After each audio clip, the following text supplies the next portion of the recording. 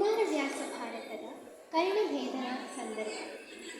ಶ್ರೀಕೃಷ್ಣನು ಕರ್ಣನಿಗೆ ಅವನ ಜನ್ಮ ರಹಸ್ಯವನ್ನು ತಿಳಿಸಿ ಅವನನ್ನು ಪಾಂಡವರ ಪಕ್ಷಕ್ಕೆ ತರಲು ಅನೇಕ ಆಮಿಷಗಳನ್ನು ಒಡ್ಡುತ್ತಾನೆ.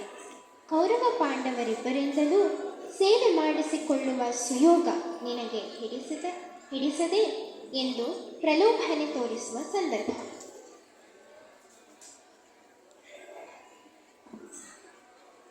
ನಿನಗೆ ಹಸ್ತಿನಪುರದ ರಾಜ್ಯದ ಘನತೆಯನ್ನು ಮಾಡುವೆನೋ, ಪಾಂಡವ ಜನಪ ಕೌರವ ಜನಪರು ಓಲೈಸುವರು ಗದ್ದುಗೆಯ. ನಿನಗೆ ಕಿಂಕರವೆರಡು ಸಂತತಿ,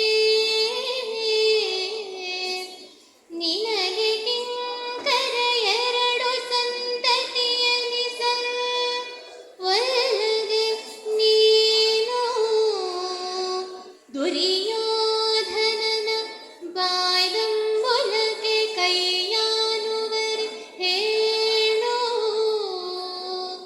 ದುರ್ಯೋಧನನ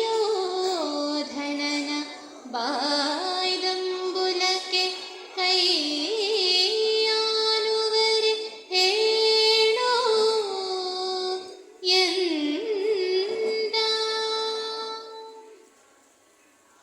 ಏನು ಹೇಳಿ ಕರ್ಣ, ಚಿತ್ತಜ್ಞಾನಿಯ